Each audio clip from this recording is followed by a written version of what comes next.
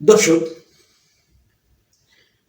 আমাদের দেশে আওয়ামী লীগ সরকার চলে যাওয়ার পরে আমাদের প্রশাসন সঠিক মতো কাজ করছে না, কাজ করতে পারছে না বা কাজ করছে না। কাজ করতে পারছে না বলা যাবে না, তারা কাজ করছে না। কারণ বিগত 15 বছরে তারা আওয়ামী লীগের এমন পরিমাণ পাস এঁটেছে, এই পাস এঁটে তাদের অভ্যাসে পরিণত হয়েছে। তারা চায় তারা যাতে পাঁচ আটাটাই তাদেরকে একটি থাকুক। এই পাঁচ আটার এখন যখনই বন্ধ করার চেষ্টা করছে, তখনই এই প্রশাসনের গায়ে আগুন জ্বলে গেছে। আমরা দেখেছি একটি দেশের প্রাণ কেন্দ্র যেটাকে বলে সচিবালয়, এটা দেশ চালাইতে সচিবালয় সবকিছু রাষ্ট্রের গুরুত্বপূর্ণ। সেই সচিবালয়ের সচিবরা তাদের বিধি লঙ্ঘন করে তারা সভা সমাবেশ করছে, তারা তাদের দাবি দাওয়া নিয়ে আজকে এই সরকার চাপ দিচ্ছে। কি কারণে? তাদের আরো সুবিধা লাগবে, তারা সবকিছু করতে চায়, তারা সবকিছু সুবিধা নিতে চায়, এই কাজ। অথচ গত 15 বছরে এই সচিবরা আওয়ামী লীগ সরকারের শেখ হাসিনা পাস এঁটেছিল। এই সচিবরা, এই প্রশাসন এমন কোনো অপরাধ নাই যে এদেশের মানুষের সঙ্গে করেনি। অথচ আজকে তারা সই হয়ে গেছে, তারা শুদ্ধ হয়ে গেছে। তারা নিজেরা তো অপরাধ করেছে, এদেশের সাধারণ মানুষ দিয়ে, এদেশের সাধারণ শিক্ষকদেরকে দিয়েও তারা অপরাধ করিয়েছে। কি অপরাধ? তাদের সব থেকে বড় অপরাধ, তারা এদেশের মানুষের জনগণের ভোটের অধিকারটিকে হরণ করেছে, যেটা সাধারণ মানুষের অধিকার ছিল। তারা সুপরিকল্পিতভাবে এদেশের সাধারণ মানুষের অধিকার হরণ করেছে। দর্শক, তারা আজকে অধিকার চায়, তারা এই ডক্টর ইউনূস সরকারের সমস্যা তৈরি করতে চায়। তারা এই যে আজকে সচিবালয়ে যে আগুন লেগেছে রাত একটা, অথচ তার আগে মানে 4-5 ঘন্টা আগে তারা সমাবেশ করেছে, তারা মিটিং করেছে, তারা দাবি দাওয়া নিয়ে। কারণ মিছিল মিটিং করছে কি কারণে? তাদেরকে সংস্কার করার জন্য যে কমিশন গঠন করা হয়েছে, সেই কমিশন তা চায় না সেইটা সংস্কার হোক। এই যে তাদের 5-8 অভ্যাস, তারা 5 আটবে আর দুর্নীতি করবে, 5 আটবে আর দুর্নীতি করবে। এই জন্যই তারা এই কমিশনকে মেনে নিতে পারছে না।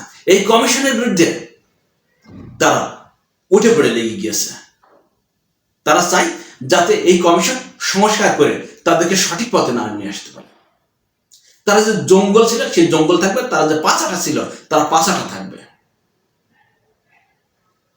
এই জন্যই আজকে সুপরিকল্পিতভাবে আমাদের সম্পদগুলো তারা পুড়িয়ে দিয়েছে সচিবালয়ে আগুন লাগিয়ে। এটা কোনো ক্রমে দুর্ঘটনা তো বলাই যাবে না, এটা ছিল আগুন লাগানো পরিকল্পিত।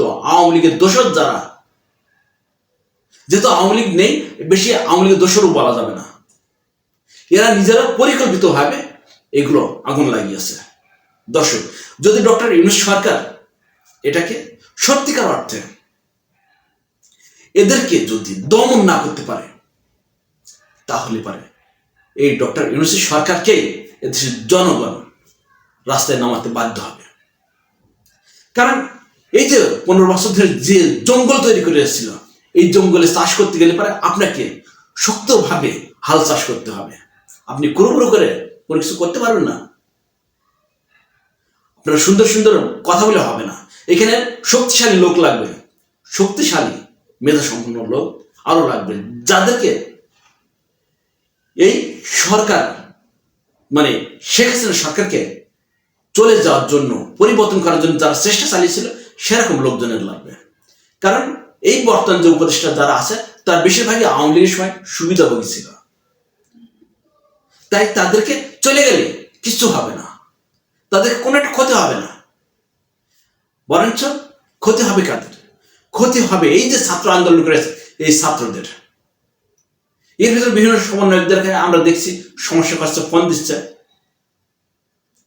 যদি এই সমন্বয়করা যদি বাঁচতে চায়, এই সমন্বয়করা যদি সত্যিকার অর্থে বেঁচে থাকতে চায়, এদেশে থাকতে চায়, তাহলে পরে তাদেরকে অবশ্যই এই সরকার পরে শক্তি প্রয়োগ করে এমন একটি সরকার ব্যবস্থা তৈরি করতে হবে, এমন একটি প্রশাসন যা তৈরি করতে পারে, চালাইতে হবে, যা দিয়ে এই পতিত দোষর যারা, বিগত 15 বছরের সুবিধাভোগী যারা, তারা যাতে কোনো কিছুতেই সুযোগ সন্ধান না হতে পারে।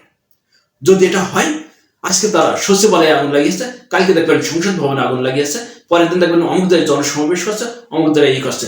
কোনো ক্রমে একটার পর একটা তারা ঝামেলা লাগিয়ে রাখবে, কোনো ক্রমে এ দেশটা সঠিকভাবে কাজ করতে দিবে না।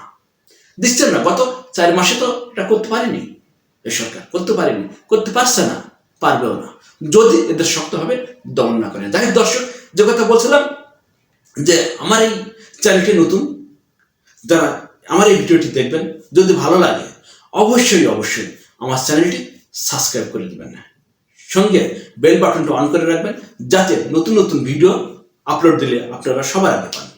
আজ এ পর্যন্তই, আল্লাহ হাফেজ।